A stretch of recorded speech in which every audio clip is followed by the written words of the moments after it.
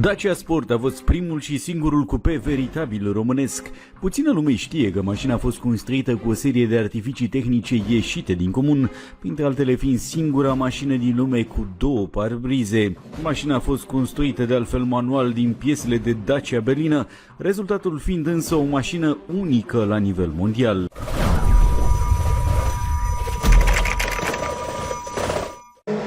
Uite Dacia. Uite Dacia. Dacia 1310 Sport. Prima Dacia Sport a fost construită în 1979 pentru EREN, adică Expoziția Realizărilor Economice Naționale din București. Mașina ce purta numele Dacia 1300 Sport Brașovia a fost realizată într-un singur exemplar de către Dacia Service Brașov.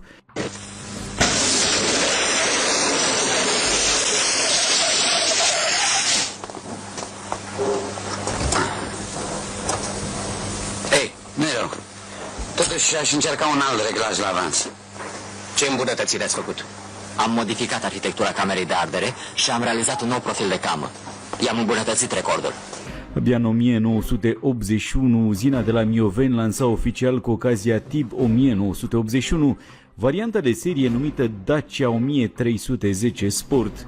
Până în 1985 aveau să fie produse 1000 de exemplare, fiind ușor de recunoscut după portierele scurte folosite de la Dacia 1310. Abia în 1985 era lansat modelul cu ușile lungi Dacia Sport Coupe. Mașina a fost produsă între 1985 și 1992 în peste 5.000 de unități, 200 dintre ele fiind exportate în Grecia.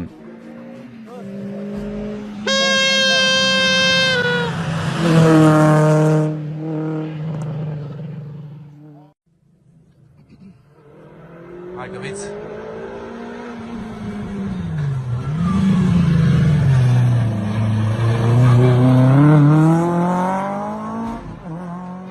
Dacia Sport s-a vândut în cele două variante 1310 sau 1410 cu motoare diferite.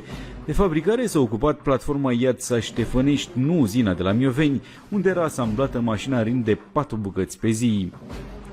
Dincolo de numărul de mașini produse, destul de mic raportat la potențialul acesteia, cea mai mare provocare a inginerilor a fost să construiască acest cupe pe baza pieselor obișnuite, de la motor la caroserie. Prima decizie, una menită să-i accentueze aspectul sportiv, a fost să reducă dimensiunile mașinii. Dacia Sport a fost cu 24 de centimetri mai scurtă decât o Dacia berlină.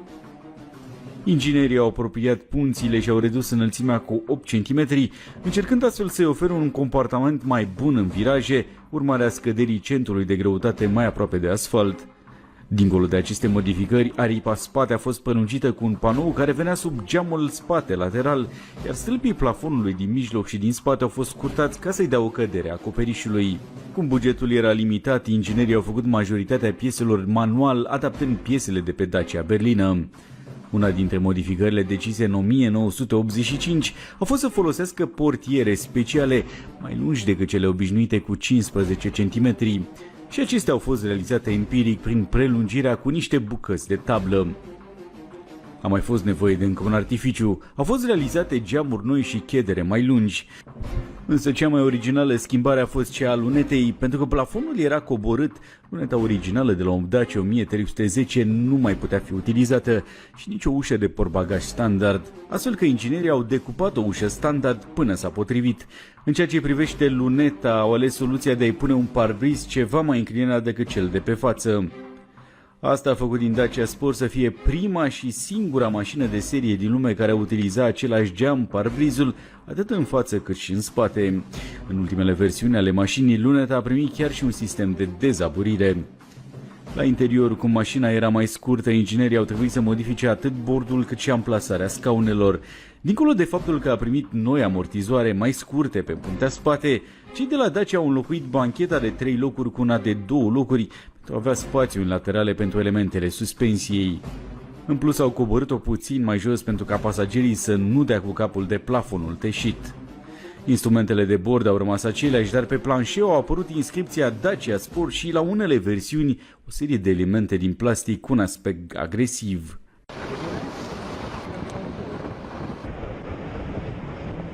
Vrei să vezi cum e pe la 50 ceva la oră?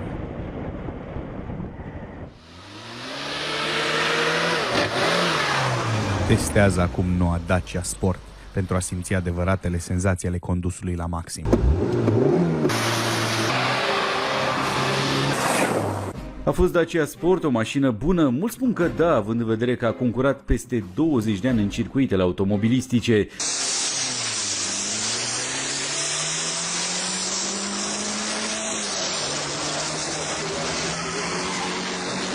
Era o mașină agilă, dinamică, cu o direcție bine calibrată și care se ținea bine pe roți. Nu excela la capitolul confort, dar nici nu cred că era cineva interesat de acest capitol. Dacia 1410 Sport era mai ușoară cu 100 de kg decât 1310 și cea de competiție era dotată cu două carburatoare dublu corp orizontal.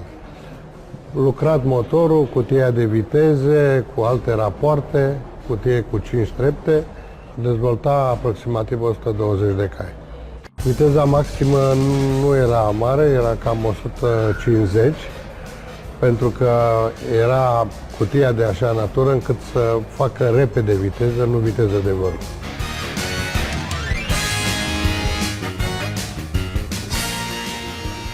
Soluțiile pe care le avea Dacia, soluție de suspensie, de exemplu, era foarte bună pentru drumuri accidentate, pentru drumuri grele. Deci soluția asta a fost avantajul ei. În anii comunismului, Dacia Sport era un adevărat trofeu greu de obținut, cu pile și relații la partid.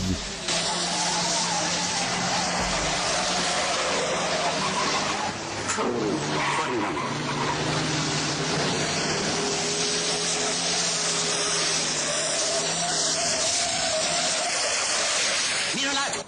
Un timp extraordinar, tot și director. Era mai scumpă decât o Dacia berlină și mai performantă.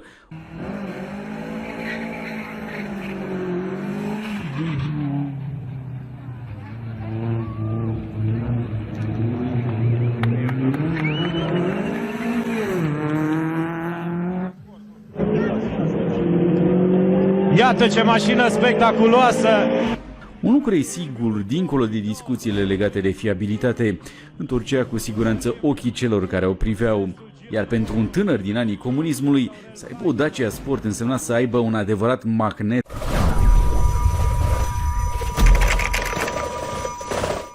Sunt mulți cei care compară Dacia Lăstun, controversatul model din anii 80, cu prima mașină electrică Dacia Springul Made in China. Dimensiuni similare, dotări spartane, o mașină mică de oraș, mai ales pentru tineri, la un preț cel puțin decent.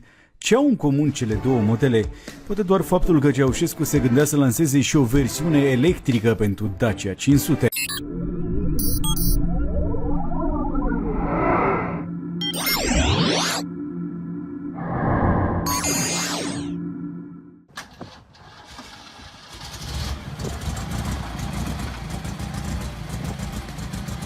Unii au comparat Dacia Spring cu Lăstunul, alții cu Deutico, o altă mașină care a avut succes în România. Dacia Lăstun sau Dacia 500, cum era cunoscut oficial, a fost gândită ca o mașină foarte mică, de oraș. Ideea a venit de la celebra Fiat 500, mașină care făcea furor la acea vreme în Europa Occidentală.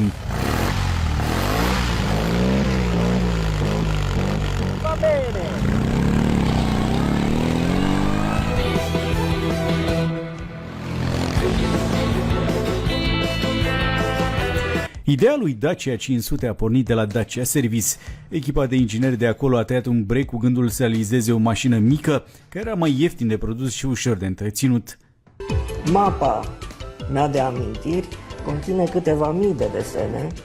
Proiectul a fost, vă spuneam, aproape imposibil. Primul prototip a apărut în 1984, fiind botezat Greta. Ceaușescu l-a văzut și a cerut să fie modificat. Așa s-a ajuns la un altul botezat Student, ca o trimitere la tinerii care ar fi urmat să aibă posibilitatea de a-și achiziționa un automobil încă de la începutul drumului. Mașina a fost prezentată chiar de ziua dictatorului pe 26 ianuarie 1988, cu un an înainte de punerea în vânzare, cadou pentru aniversarea de 70 de ani a lui Ceaușescu. Cum Dacia avea o producție bine conturată și de un real succes la acea vreme, s-a decis ca Dacia Lăstun să fie produsă la întreprinderea de autoturisme Timișoara, fosta Tehnometal. Mașina a fost lansată în producție de serie mică, cu multă muncă, fantezie și investiții, ar fi putut să devină ceea ce este astăzi Smart sau alte mașini de oraș. Din păcate a fost un proiect politic, ca tare s-au făcut compromisuri tehnice. De altfel, compromisurile tehnice au îngropat până la urmă acest proiect autopromițător. Pentru că era criză de tablă și Ceaușescu vroia să facă economie, s-a folosit o tablă foarte subțire de numai 0,4 mm. Inginerii au renunțat chiar și la această tablă și au folosit apoi o altă soluție mai aproape de cea folosită la celebrul Trabant, un compozit din poliester armat cu fibră de sticlă, lăudat la acea vreme de Elena Ceaușescu. În ultima etapă de producție, în a treia versiune de caroserie, se ajunsese ca Dacia Lăstun să fie fabricată din fibră de sticlă cu elemente de tablă. Mașina era dotată cu un motor în 4 timpi cu 2 cilindri paralel verticali de 499 de centimetri cubi și 22,5 cai putere. Dacia Lăstun avea un consum excelent de numai 3,3 litri la 100 de km în regim constant, respectiv de 4,5 litri în ciclu urban. Consumul visat de Ceaușescu de numai 3 litri la 100 de kilometri nu a putut fi atins nici măcar în regim mix de funcționare, unde se stabiliza la 3,3 litri. Viteza ideală și economică de deplasare era de 70 de km pe oră, dar mașina putea accelera până la un maxim de 106 km la oră. Transmisia era manuală cu 4 trepte de viteză, iar selectorul era amplasat lângă volan. La capitolul sistem de frânare, mașina vedea cu tamburi pe ambele roți, astfel că nu era foarte stabilă, mai ales că dimensiunile ei și greutatea erau foarte reduse. Dacia Lăstun cântărea numai 550 de kg, iar masa maximă admisă era de 860 de kg. La interior, spațiul era destul de mic, iar ca să pui ceva mare în portbagaj, aveai soluția de a înclina bancheta din spate. Aceeași problemă o are în acest moment și Dacia Spring. Scaunele erau destul de rigide, fiind realizate din plastic și tapizate cu vinil. Chiar și cu dotările limitate, mașina era una agilă, mișcându-se ușor în trafic. În plus, cum ergonomia geamurilor era destul de spartană, era ușor de parcat, chiar de evitat pericolele. Într-o perioadă în care o Dacia obișnuită costa 60.000 de lei, Ceaușescu spera să o vândă cu 17.000 de lei. În cele din urmă, mașina avea să ajungă pe piață la aproape 30.000 de lei, un preț bun pentru acele vremuri. Presiunea economică era foarte mare, adică presiunea foarte mare din punct de vedere economic pentru încadrarea în preț. Nimeni nu avea curaj să spună când a fost prezentarea și asta că mașina asta nu se încadrează în cei 28.000. Când a venit Ceaușescu la noi, ultima dată era 28.000 de lei prețul. Ne încadrăm în preț, ne încadrăm în costuri. Dacia Lăstun s-a produs până în 1991 în 3 serii, în total în jur de 6.500 de exemplare. Un lucru remarcabil era că aproape toate componentele automobilului erau produse în România. Era un lucru bun pentru economie, dar și o problemă, pentru că multe piese erau de o calitate îndoielnică. Cei care au cumpărat au îngropat practic protecția consumatorului cu plângeri diverse. Contactul de pornire se blochează, timoneria carburatorului s-a deformat, bobina de inducție s-a ars, ușile nu se închid bine, rezultând o pătrundere abundentă apei în interior de la ploaie, toba de eșapament a căzut, defecțiuni la pompa de benzină, cutia de viteză blocată. Acestea erau cele mai frecvente defecțiuni. Eram stresați, eram puși sub această presiune. Erau lucruri care se puteau realiza printr-o organizare mai bună, printr-o conducere mai economică, mai ergonomică, anumite condiții se puteau realiza. În martie 1990, Comisia Națională pentru Standarde Metrologice și de Calitate a interzis producerea și comercializarea lăstunului. Ultimele comenzi aflate pe stoc au ajuns însă la clienții abia în 1992, an în care a fost închisă și fabrica de la Timișoara. Dacia Lăstun a murit prematur, spun specialiștii. Avea un potențial uriaș dacă s-ar fi mizat pe calitate. Din păcate, pentru a-i scoate un preț bun, s-au făcut multe compromisuri care au dus în cele din urmă la încetarea producției. Puțină lume știe că înainte de Revoluția din 1989, Ceaușescu avea planuri ambițioase pentru Dacia Lăstun. Inginerii testau deja un proiect de propulsie electrică, astfel că Lăstunul putea deveni prima mașină electrică produsă integral în România. În acest moment, prima mașină electrică Dacia este în fapt o mașină chinezească. Ceaușescu miza pe faptul că România producea energie electrică la un nivel semnificativ, cu mult peste necesarul național, și că o parte din producție putea fi dusă către transportul auto. În acele vremuri apăreau de altfel și primele troleibuze electrice, iar lăstunul era gândit ca o mașină pe care să o încarci de acasă, de la o priză obișnuită. A fost Ceaușescu un vizionar? Puțin probabil. El, până la urmă, și-a dorit un automobil mic doar pentru a fi economic și ieftin, nu neapărat a anticipat alte avantaje. Credea mult în el, dovadă și faptul că în 1989, la Târgul Internațional București, a fost expus un studiu de Dacia 500 cu o caroserie alungită. Și se mai spune că se lua în calcul inclusiv o motorizare diesel pentru un consum chiar mai redus. Un alt proiect românesc care a murit prematur, care avea potențial, care putea rescrie destinul industriei din România.